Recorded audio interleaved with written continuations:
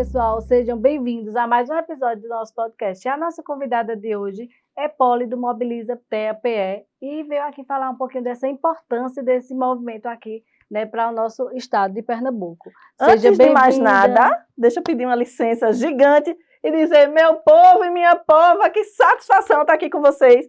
E com você é uma emoção gigante. Igualmente. Devido à sua representatividade aqui em Caruaru. Eu que agradeço a sua presença, por ter aceito o nosso convite, sei o quanto que é importante, né? Eu não tenho essa, assim, como é que eu posso dizer, essa dinâmica dessa energia, mas eu estou começando aí pegar com ela essa energia para que tudo dê certo nesse nosso episódio. E eu queria, Paulo, que tu falasse, né, assim, um pouquinho dessa importância desse movimento, como foi que surgiu, como foi que você teve essa vontade, porque eu acho que isso nasce da gente, né? Em algum momento na nossa vida, a gente tem alguns propósitos, algumas coisas que tem um direcionamento, que a gente tem que ser responsável por aquilo. Então, como foi que surgiu isso? Nessa força, essa vontade de trazer esse movimento tão importante? Então, o Mobiliza, ele veio de uma necessidade urgente de organizar realmente um movimento, porque a gente estava com um problema em relação às divergências entre o STJ, o TJPE, e estava naquele momento de pandemia, vários grupos de mãe de WhatsApp, então tinha o grupo de fulano, o grupo de cicrano, o grupo de beltrano, e esses grupos eram muito fortes, mas não se conversavam. Então, o Mobiliza, eu sou uma das idealizadoras, éramos 15, depois fomos para 11, depois éramos 9, agora estamos em 7. Por quê? É uma coisa que depende muito do engajamento pessoal de cada coordenador. A gente trabalha muito, mas a gente só faz organizar. Por isso que a gente não diz o gerente, o diretor, não.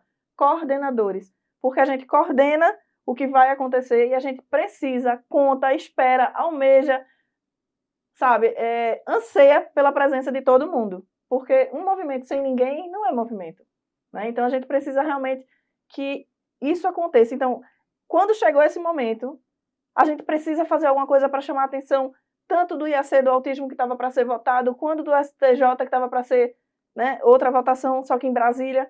E a gente precisava realmente mostrar força, mostrar união. Só que a gente estava na pandemia. Vamos fazer o quê? A pessoa que tem poucas ideias disse assim, gente, vamos fazer uma carreata, já que não dá para fazer caminhada, passeata, não dá para fazer nada. Diversos protocolos de segurança. Vamos fazer carreata, porque fica cada um no seu carro. E aí surgiu realmente o primeiro evento do Mobiliza TEA. Não tinha nome, não tinha forma, não tinha cor, só tinham as pessoas que estavam à frente. E ainda nem eram denominadas coordenadores. E aí a gente fez. E quando fez, deu muito certo. A gente achou que, no meio da pandemia, numa segunda-feira, 3 horas da tarde, vai dar 2, 3 gatos pingados. A gente fez cotinha, a gente fez muita inserção na mídia, conseguiu muita nota, e aí eu disse, vamos pegar essas cotinhas e vamos fazer camisa.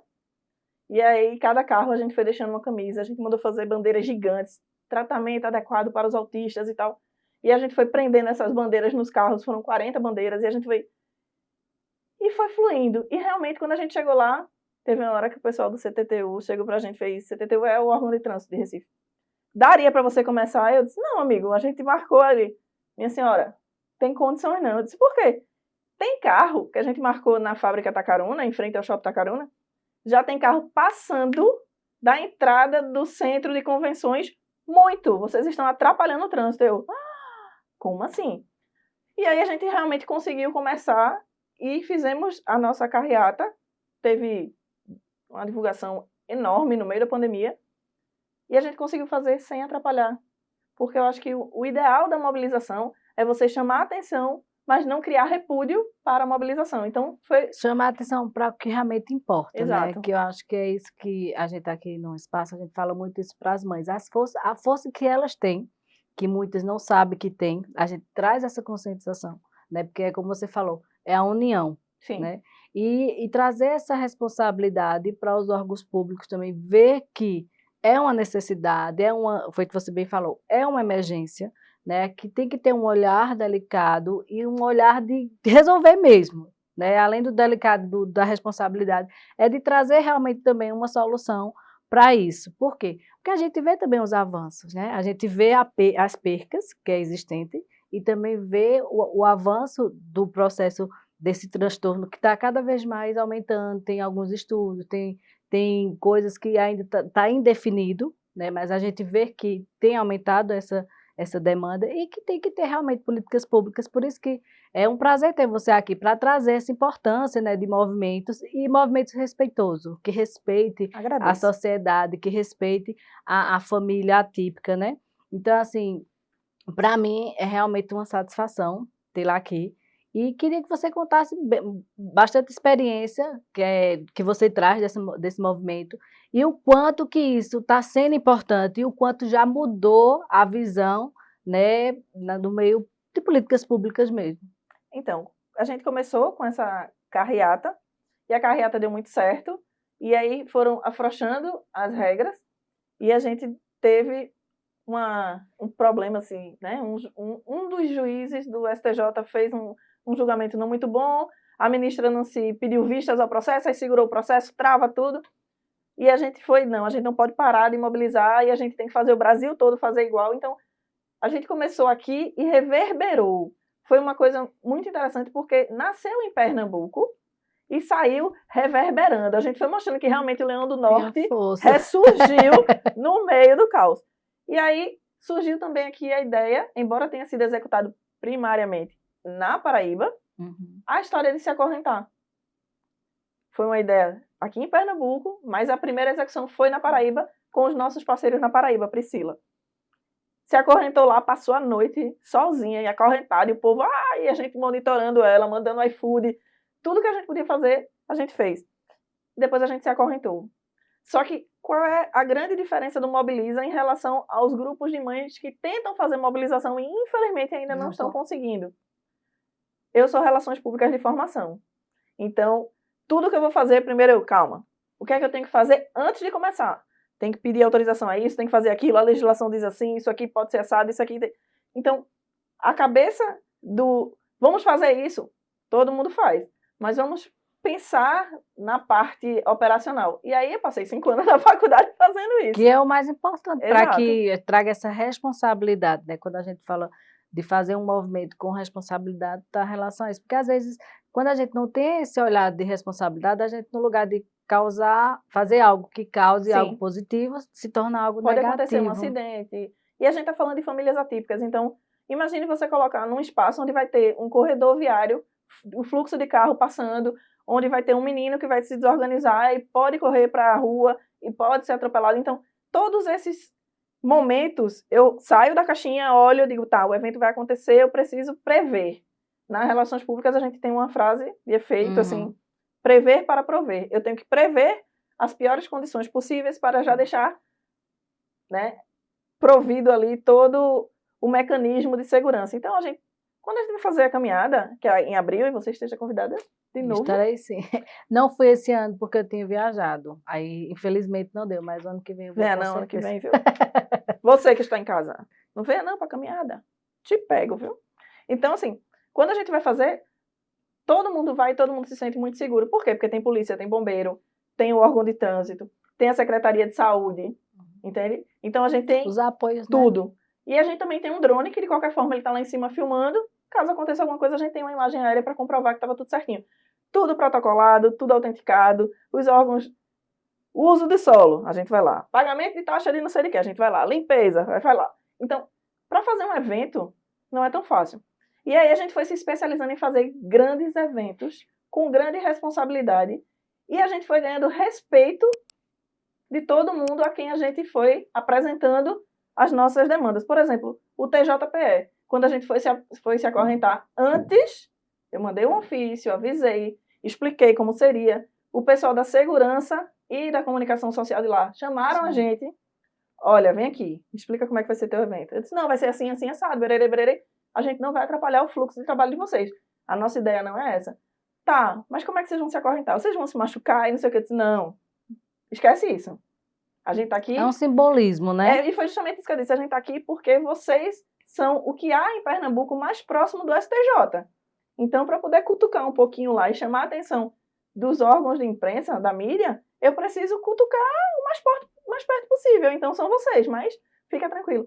E foi de uma forma que hoje o Mobiliza ele é chamado sempre que o TJPE precisa de alguma orientação, precisa tirar uma dúvida com o olhar das famílias.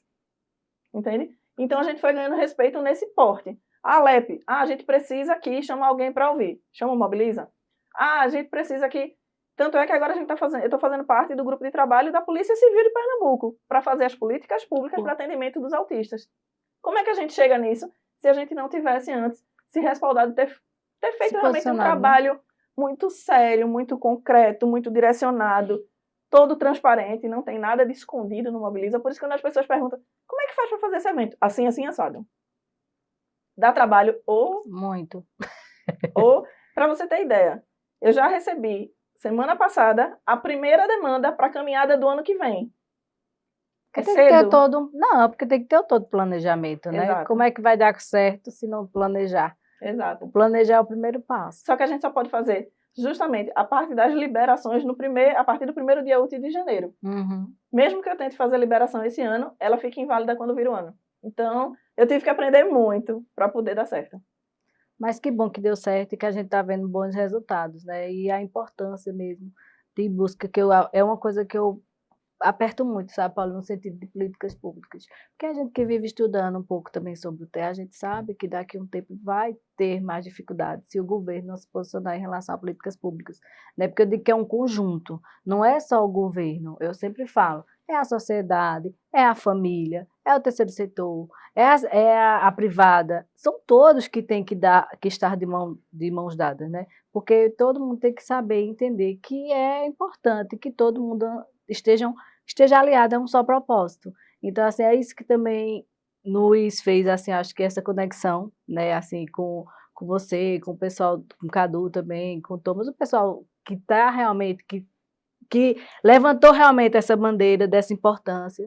E é importante isso, porque não é como é que eu posso dizer, não é uma competição. Não. Né? Eu digo sempre, é unir, Isso. é uma união. E eu sempre falo às mães, as que a gente atende, vocês têm força, vocês têm poder, só que tem que se organizar, não é de qualquer jeito, né? Mas aí a gente sabe que requer também um tempo né, de reajuste, Tem que ter a de maturação. ensinar exatamente também a elas, para que elas entendam tudo isso. Porque também, se não tiver a forma de falar, vai fazer de todo jeito, não é verdade? Então acaba meio que, no lugar de ser algo positivo, se tornar algo negativo. O Mobiliza, ele tem uma... Eu meio que consegui definir o Mobiliza como se ele fosse a Suíça dos grupos de mães. Sim, entende? Ele não é o berço. Não, ele não chega nem a ser berço, o pobre coitado do Mobiliza. Ele é meio que a Suíça, ele é aquele centro onde todo mundo pode vir e ninguém vai brigar com ninguém. É o centro comum, é onde todo mundo junto, ninguém larga a mão de ninguém, e aqui todo mundo tem voz, e aqui todo mundo trabalha, todo mundo faz... Ah, Paulo, mas não tem a coordenação? Sim, a gente tem que ter um CNPJ ou um CPF para assinar as coisas. Mas é como eu digo a todo mundo, não adianta... E tem que ter responsabilidade, né? Tem que ter as pessoas que sejam responsáveis. Não adianta a gente fazer uma caminhada de uma pessoa, de 9 pessoas, de 15 pessoas. Não é uma caminhada. Não adianta a gente chegar e querer fazer um protesto, um manifesto, qualquer coisa, com 2, 3 pessoas. Ah, Paulo, mas tu é massa. Tá, mas eu só tenho uma garganta, gata. Ah, mas tem que ter uma multidão, tem que ter peso. Eu não chego a 3 dígitos na balança não, viu? Então eu preciso de toneladas de pessoas na rua. Eu só sou uma. Ah, Paulo, mas tu fala muito alto, tu fala muito bem. Mas eu sou uma voz só. Eu preciso de muitas vozes. Eu preciso de muitos rostos. Ah, mas agora esse teu cabelo azul... Veja, meu cabelo azul é outra história. É outra história. Mas veja, quando a pessoa olha pra mim, que já me vê de cabelo azul, faz... aí tem coisa. Se na cabeça dela vai rolar. Ah, aí tem coisa. Uma pessoa uma pessoa boa? Ou ela é um azul de uma pessoa problema? Vai depender da vivência de cada um, entende? Mas é uma forma de chamar atenção, sim, para a causa. Se não fosse para chamar atenção, não tinha pintado de azul, né? É um marketing seu, né? Faz parte. Não é nem marketing. Isso aqui, eu me sinto linda na frente do espelho. Não, mas assim, mas é lindo, é bonito, não é feio. Mas eu digo no sentido marketing, no sentido assim, que é você, é o seu nome, é a sua história. A gente fala marketing porque é o que hoje o povo fala, mas assim, o povo acha que é. Mas não, eu quando pintei de azul, eu fui pintando porque meu cabelo, tudo isso aqui que vocês estão vendo azul, era cabelo branco, minha gente. pessoa tem 45 anos bem vividos, nada a reclamar da minha vida. E aí, eu tinha duas opções. Ou eu ficar grisalha ou eu ficar azul. Ficar azul para mim foi um barato. E as pessoas que mais importavam se o azul irritava ou agradava eram meus filhos. E aí eu cheguei, filho, e aí? Cabelo de mamãe azul, gostou? Gostei, mãe. Sabe por quê? Sei. Por quê? Por causa do autismo, né? Eu disse, não. Ele, não? Eu disse, não. Ele, então, por quê? Eu disse, por causa de você. Aí ele, de mim, eu fiz, sim, você e seu irmão. Ele, não entendi. Aí eu disse, veja, vocês estão o tempo todo dentro da minha cabeça. E agora todo mundo sabe que vocês vão estar na minha cabeça, dentro e fora. O autismo é azul, vocês são autistas, então o azul do meu cabelo significa você e seu irmão. É? Eu disse, é. Aí ele, tá, massa. O ápice foi quando eu fui na escola deles, né? Agora uma escola pública. Desisti da escola particular. E os amigos dele disseram, cara, tu tem a mãe mais legal do mundo. Como é que tua mãe pinta o cabelo de azul? E aí eu consigo conversar com os jovens. Muito fácil. E aí eu consigo conversar com as mães. Aquela mãe que está em negação, eu consigo conversar com aquela mãe que acabou de receber o diagnóstico. Eu consigo conversar com aquela mãe que está há muito mais tempo do que eu na estrada. Eu consigo conversar com mães do Brasil inteiro. Eu faço parte de vários movimentos do Brasil. Então tem mãe do sertão, de não sei de onde. Poli, ó, eu achei teu Instagram aqui. Tu conhece alguém da minha cidade? Eu disse, não, eu não conheço não, mas eu conheço quem conhece. Peraí. E aí a gente vai fazendo pontes. Porque a grande besteira hoje, infelizmente, da nossa comunidade é criar muros. Gente, para com isso. Se a gente dividir, a gente perde. A gente tem que criar pontes. Ai, eu não gosto de fulana. Vai sem gostar, meu amor. Ah, mas fulano é do SUS. Vai lá. Se tu não sabe que fulano é do SUS e tu é do plano de saúde, se tu não cuidar do SUS, tu não vai ter nem plano de saúde. Porque a legislação do SUS, ela é do SUS e rege o plano de saúde. Então as pessoas, ai, mas para de segregar, gente, é todo mundo junto e misturado. Olha, por que tu diz isso? Para eu poder chegar onde eu cheguei e realmente, como você disse, abrir a boca e não ficar falando besteira, eu tive que estudar muito. A dedicação é absurda. E tu ganha quanto? Vamos pular essa parte. Deixa pra lá. Esquece. Ô, Poli, e sobre, assim, essa importância da autorresponsabilidade, né, dos responsáveis, não vamos estar assim da mãe, mas dos responsáveis mesmo, com o diagnóstico, com o tratamento, nesse mundo atípico, né? Eu queria que você falasse um pouquinho sobre essa autorresponsabilidade. A gente tenta ensinar e a gente acha, não vão aprender, não vão fazer, não sei. Eu descobri uma frase tão legal que me alivia o coração. E eu coloco o probleminha chamado macaco, cada um no colinho de cada um. Então, o meu macaco eu boto no meu colo, o seu macaco, toma, é teu. Eu chego para a mãe e digo o seguinte, querida, veja bem, eu quero muito ajudar seu filho. Eu quero muito ajudar sua família. Mas você tem que querer mais do que eu. Porque quando você não quer mais do que eu, vai dar errado. Eu vou esquecer de você, eu vou esquecer do seu filho. Eu só vou lembrar daquela mãe que fica me aperreando. Se você não é uma mãe que me aperreia, não é uma mãe que busca ajuda, não é uma mãe que estuda, não é uma mãe que se mostra disponível, eu vou esquecer de você. Então, se você não quiser mais do que eu, deu errado. E já deu errado de começo. Já deu errado de começo. Porque se, na hora que eu estou te passando uma informação, você já não está absorvendo, já está errado. E a comparação, né, que é o desleal, no sentido, assim, deixa eu tentar te explicar no sentido da cabeça dela, da mãe. Por isso que a gente trabalha muito essa autorresponsabilidade. Tipo, elas questionam muito, tipo, porque na rede tal, a gente não vai citar, mas na rede tal é muito complicado, demora muito, quando sai é pouco, terapia e tal, não sei o quê. Aí você vem com um planejamento, vem com outras condições, aí a mãe não compra. Então, assim, o que é que está acontecendo? Entende? O trazer a autorresponsabilidade. Porque, assim, certo, eu critiquei e levantei aquilo e a gente sabe que é verdade. Não estou dizendo que é mentira, nada. Mas assim, quando eu tenho, por que eu não estou sabendo ter? Então eu tenho que me olhar. Eu tenho que ver o que é que está acontecendo, né? Eu vou ser pior. Eu vou ser mais malvada do que você. As pessoas me conhecem, elas sabem. Não é inteligente segregar. Não é inteligente fazer o que a gente pede tanto que as pessoas façam ao contrário. A gente pede tanto, vamos incluir. Aí chega no momento da briga, segrega. não é inteligente para a gente, tá? Quando a gente fala de SUS, a gente tem que entender que a legislação do SUS, ela rege o plano de saúde. Então, para você entender que o SUS precisa funcionar, ele tem uma legislação, ele tem tudo ali que orienta, permeia, não sei o quê. Para você fazer no plano de saúde, primeiro, a legislação do SUS tem que estar autorizada. Então, não tem como você brigar pelo plano de saúde sem brigar pelo SUS. Ah, então eu sou do SUS, eu não vou brigar pelo plano de saúde. Deixa de ser trouxa! Não dá para ser trouxa. Sabe por quê? O sonho de toda mãe que está em casa, sentadinha, que não tem um plano de saúde, é ter o plano de saúde. Sabe por quê? Qual é o tratamento que a gente tem hoje na rede SUS para autista? 0. E isso está no documento oficial do Tribunal de Contas do Estado, que foi meu amigo João Francisco, que foi o auditor que fez o levantamento no estado de Pernambuco inteiro. É um documento, um relatório.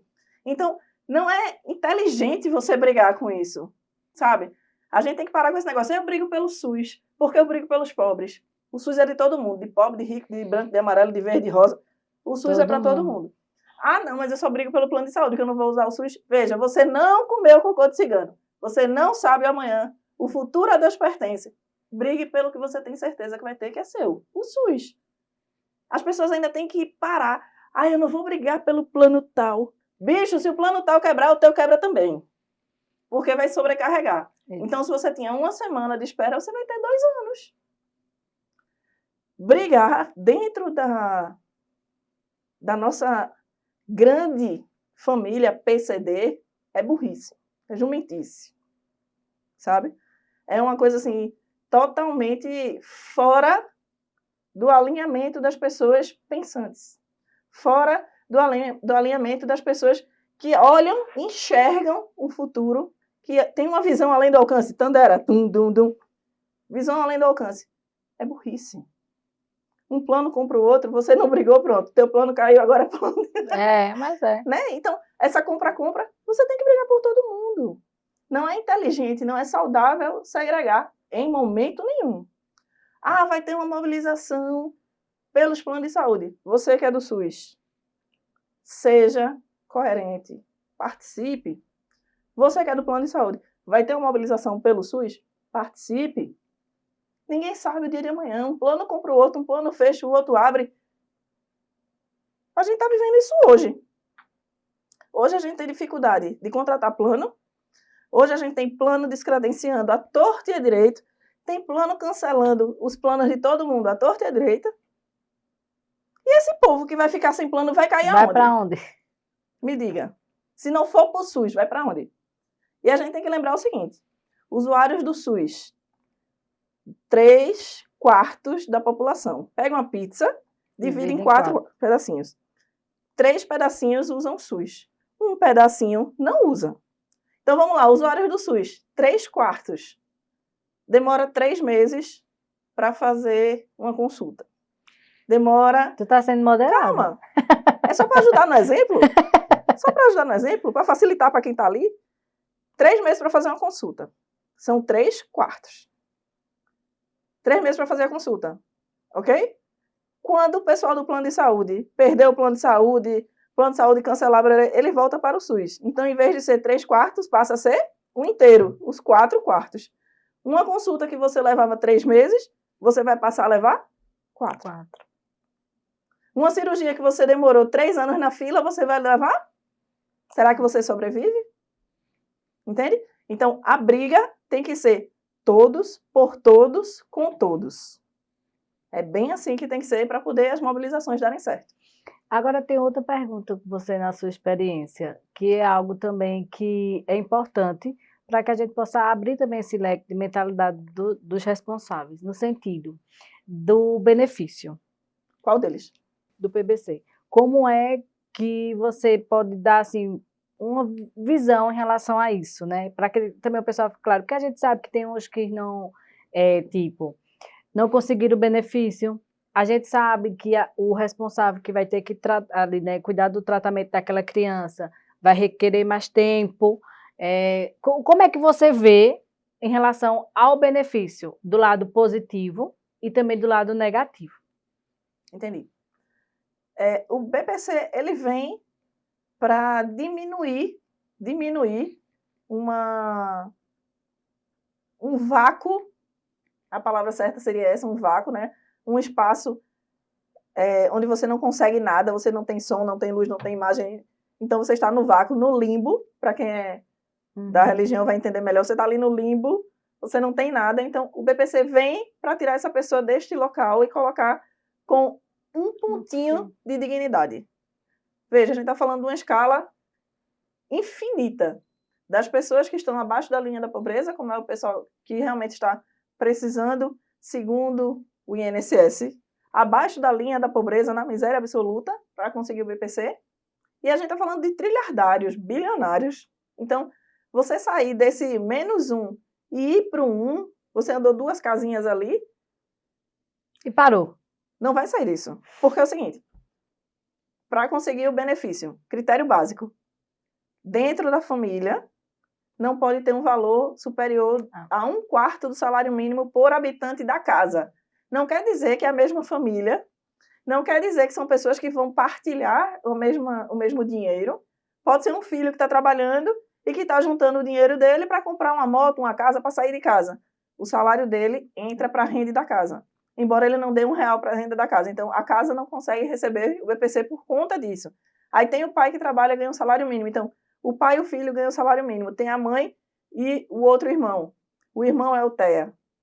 Então, como tem 2 salários mínimos na casa, ultrapassa a cota, não recebe BPC. Aquela mãe, ela normalmente deixou de trabalhar, virou cuidadora exclusiva, ela deixa de se cuidar, ela deixa de se tratar, ela deixa de se amar. Ela passa a ser simplesmente aquela pessoa que cuida. Ela esquece que ela precisa comer, tomar banho, se lavar, namorar, existir, respirar. Ela esquece. Se cuidar, né? Ela esquece. Por quê? O foco, o estresse é tão grande para aquela mulher que só se compara, isso é estudo científico, a um soldado em guerra. Então é o cara que está ali na trincheira, no meio do buraco, arma na mão, eu vou matar ou vou morrer, não tem outra opção. É o mesmo estresse da mãe do autista. Aí você pega um contexto de vulnerabilidade e você só pode ter 1/4. Mas isso é pelas vias normais, tá? Se você vai e judicializa e consegue comprovar na justiça que realmente você podia ter 5 salários mínimos dentro de casa, e você consegue criar provas, consegue provar por A mais B que aquela família em especial tem características, são N coisas, os advogados, por favor, depois vocês entrem em contato, que tem realmente uma vulnerabilidade exacerbada, vamos dizer assim, muito provavelmente na justiça ele consiga comprovar, ele consiga receber, mesmo tendo um valor acima do BPC. E aí vem todos os entraves. Na casa não pode ter piso, na casa não pode ter não sei o quê. Na justiça a história é outra. Por que eu indico que as famílias peguem o BPC? Todas as famílias que precisam. Veja, não seja hipócrita não, você que está em casa. Se você não precisa, não tire o dinheiro de quem precisa não. Se você consegue viver sem, viva sem. Mas se você está realmente precisando, minha filha, meu filho, vá atrás, querido. Vá atrás. Não espere para amanhã não, que não vai cair do céu no seu colo não, viu? Coisa fofa. O lado ruim do BPC. A gente sabe que a mortalidade das pessoas com qualquer comorbidade, com qualquer deficiência, ela é reduzida em relação à estatística de uma pessoa típica, sem comorbidade, sem deficiência. Quando o BPC cessa? Quando aquela pessoa morre. E a cuidadora ou o cuidador que passou a vida inteira se dedicando àquela pessoa, a pessoa morreu, o benefício morreu e a pessoa ficou longe do mercado de trabalho, fora, né? Perdeu o contato, perdeu o networking. E o vai que é, recomeçar. Gente? E vai recomeçar com o quê?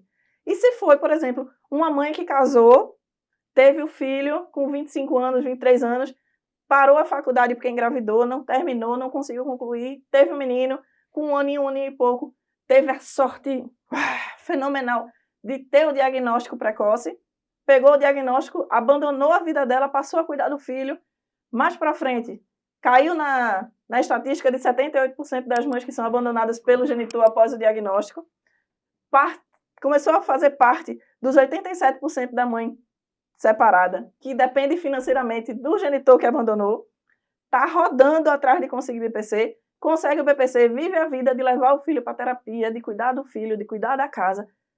Ela come para viver, não porque ela quer comer, não porque ela pode comer, Não porque ela precisa comer, ela come para viver, para cuidar do filho, sabe? Ela esquece que ela é uma mulher, ela esquece que ela tem um corpo, ela esquece que tem uma vida, ela esquece tudo. Aí, de repente, acontece, e eu conheço várias pessoas assim, que quando o filho está com 20, 30 anos, o menino, por qualquer coisa, chega a óbito antes da mãe. Aí fica uma senhora de 60 anos lá, sem formação, sem auxílio, Sem sem rede de experiência, né? apoio, sem experiência. Como é que ela vai se inserir no mercado de trabalho? É uma realidade muito cruel do BPC, neste ponto. Poli, a gente sabe que o BPC ele vem com uma finalidade. Então, assim, eu queria também que você frisasse essa importância dessa finalidade, que ele veio para a família, né? O BPC ele é um benefício de prestação continuada, ele não é uma aposentadoria. Por isso que ele tem o começo e o fim. E ele pode ser finalizado a qualquer tempo. Ele pode fazer uma perícia e no meio do caminho, daqui a 1 ano, 2 anos, ser cancelado. Pode. Por isso que ele é benefício de prestação continuada. Pode ser descontinuado a qualquer momento. E ele vem para trazer o mínimo de segurança para a pessoa que é o titular dele. Ou seja, a criança com TEA, o idosinho, sabe? O benefício serve para isso. E ele serve para você usar para aquela pessoa. Por mais que seja uma criança que tenha o cuidado do pai, da mãe, um idoso que é tutelado por alguém, aquele dinheiro ele serve para segurança de vida, seja segurança física, alimentar, de moradia, enfim. Tem que resguardar a integridade daquele ser humano a quem ele é destinado. Ah, Paulinha, então eu não posso comprar nada para mim. Pode, querida. Pode. Pagar o aluguel da casa não pode? Pode. A criança mora onde? Na casa. Ah, não vou fazer feira. Vai fazer feira. A criança come o quê? Ruim é quando você pega o BPC e vai comprar um iPhone. Aí me ajude, né? Aí realmente você vai ter seu benefício cortado. E eu vou ser muito sincera, acho pouco. Por quê? O que eu acho digno do BPC? Você pegar o dinheiro e usar com a finalidade correta, tá?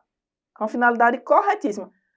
Qual seria? Ah, Poli, mas eu tenho minha casa própria, eu não pago aluguel. Top. Ah, Poli, mas eu tenho... A nossa família recebeu o BPC, mas já tinha um salário mínimo. Top, então não vai gastar com feira.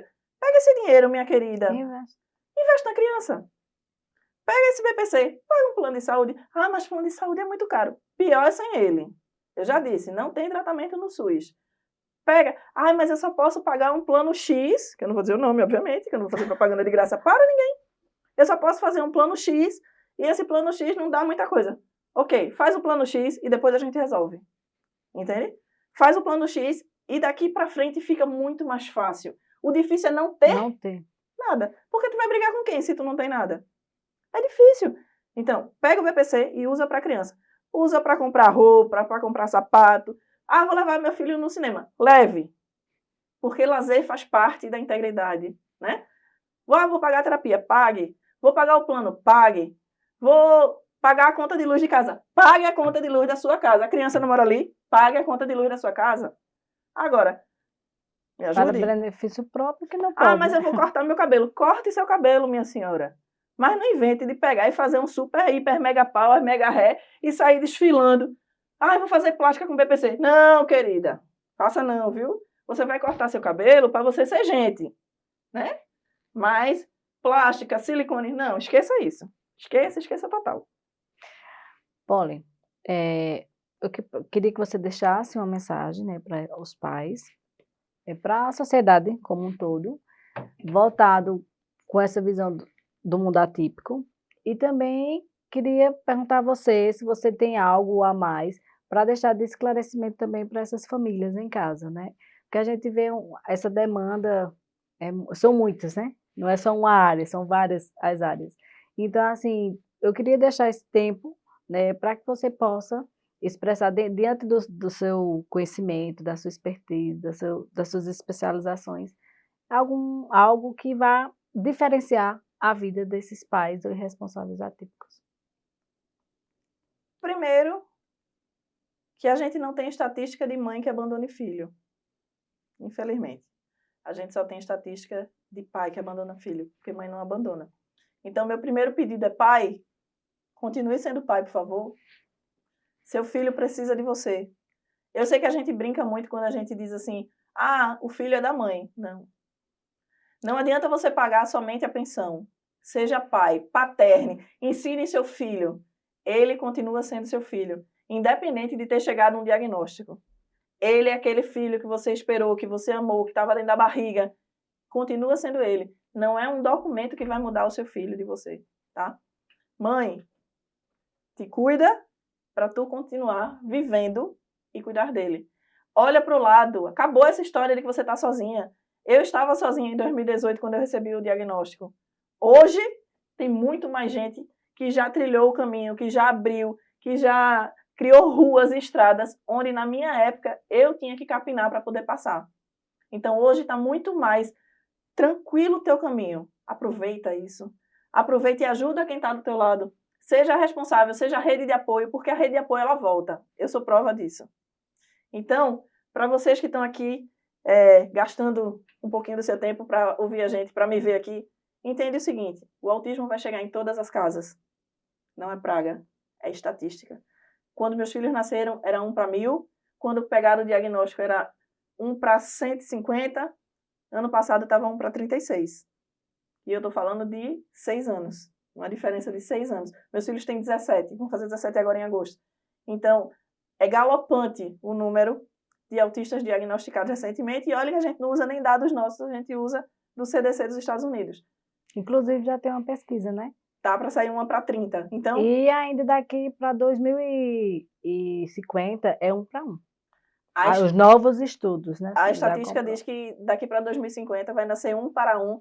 Então, a gente tem 2 opções: aprender no amor ou aprender na dor. Eu estou convidando vocês, convidando toda a sua audiência, para que a gente possa se unir, criar laços, criar força e todo mundo aprender no amor. Todo mundo se ajudar, para que a gente não tenha que aprender na dor. Porque quando dói, dói muito. Depois disso eu não tenho nem palavras, porque eu sei que você tem essa vivência, feito que você bem falou, né? Uma experiência talvez não positiva, mas tem, como é que você tem punho para falar, né? Você tem essa força para falar e ajudar aquelas pessoas não passarem o que você passou.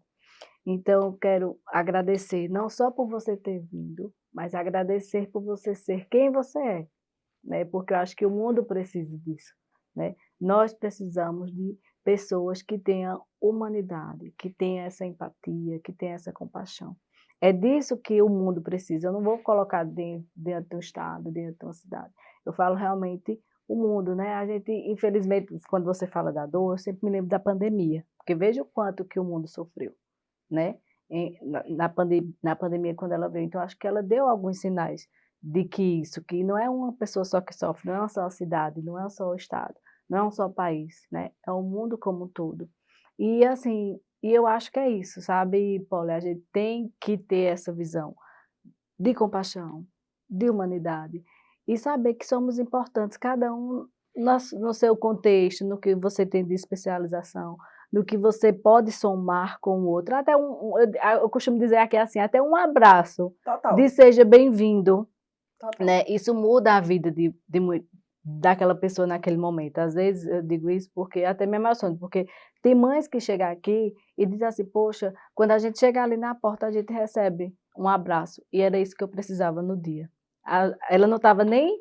Ela veio não só para fazer, né, aquela terapia com aquela criança, mas ela em si estava precisando daquele abraço. Então é isso, é esse olhar de compaixão para com as pessoas. Essa aí, irmão.